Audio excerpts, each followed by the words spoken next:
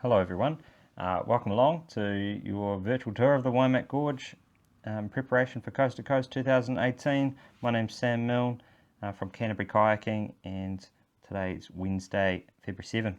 You're looking at Boulder Garden number 1. It is super easy at the moment. Just stay to the right hand side and you'll have a super smooth line through a few waves, but it's a good chance to get warmed up and get a feel for how your boat's gonna treat you today through the waves.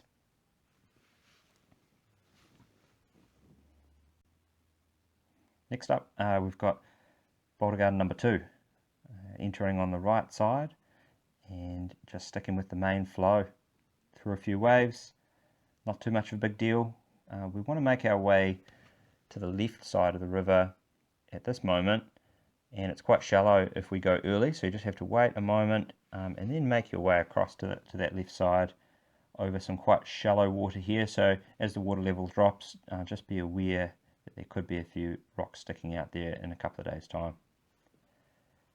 Then we're presented with a straight shot wave train. If you like, you can go to the right side of the wave train and avoid essentially all the waves.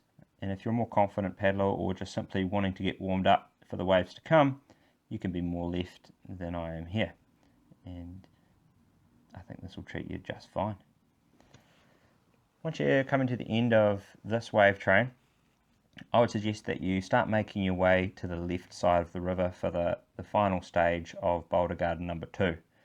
Some people might call this Boulder Garden number 3, however I'm calling this whole section Boulder Garden number 2 this year because it all flows together.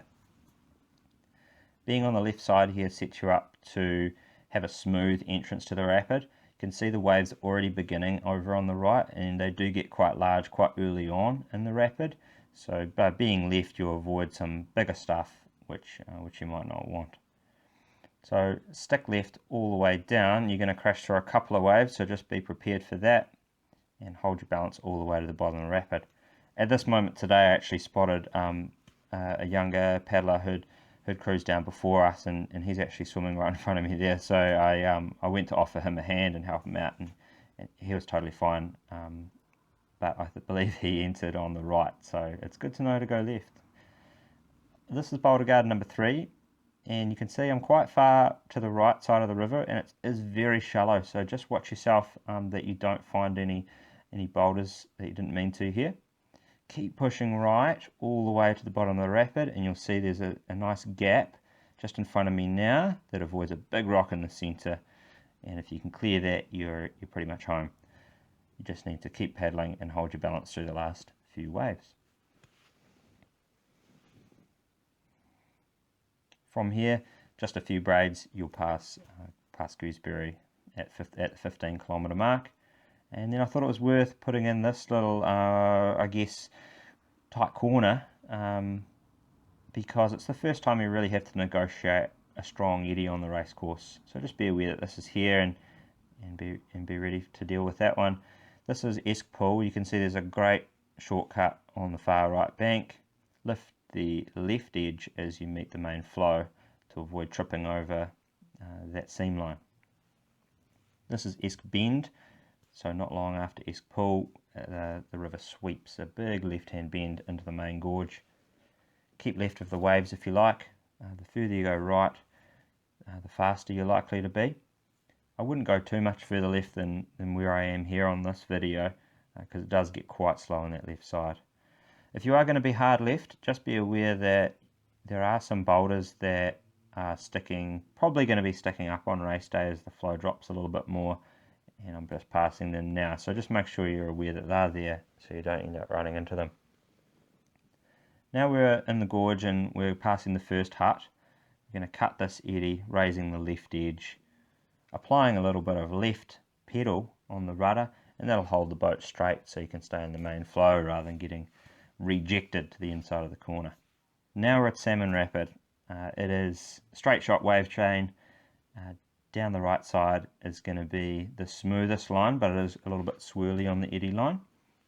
Don't be tempted by the flat water on the right. You want to go straight down with the waves. This is Hamilton Rapid, so you're at about 35 kilometres now. or thereabouts, and down the left side is very, very smooth at the moment.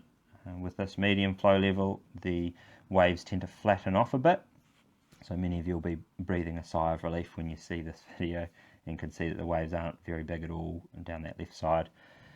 Don't go too far left. You can see it looks flat, but it's quite swirly in some of those eddies.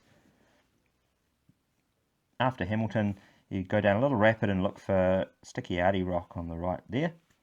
And if this little chute is available, I would suggest you take that as a beginner paddler, because it bypasses and helps you avoid quite a full-on bluff corner turn, which is over on that left channel. The left channel is a bit faster. We tested it yesterday, but if you're a beginner, I'd take the time penalty and just avoid that one if you're feeling that way. This is difficult bend, which in previous years has been quite difficult because the flow is lower, and it makes this spot where I am now actually really quite turbulent. And if you've been in the race before, you're probably breathing a sigh of relief again when you're seeing that with a bit more water, that just smooths right out, and you can just hang on that inside of the bend if you're not interested in tackling the waves. So just cruise down the left side and it should be all sweet from there. Now we're at Karna Drop, and the entrance is a little bit swirly, but you do have lots of time before Karna Drop itself to set yourself up on the right side of the flow, and then just keep yourself on the right side of the flow as you go past Karna Drop, which is just coming into view now on the left there. So very, very straightforward, and it doesn't really live up to its name this year, unfortunately, or perhaps fortunately for some, but I felt a little bit ripped off. I like it harder than that. But however, Carnage Corner, or the start of Horseshoe Bend, very big boil to avoid. I've been taking that far outside line. Others have been sneaking the inside of the corner, which works as well. Kind of depends on your bravery level at that moment as to what you choose.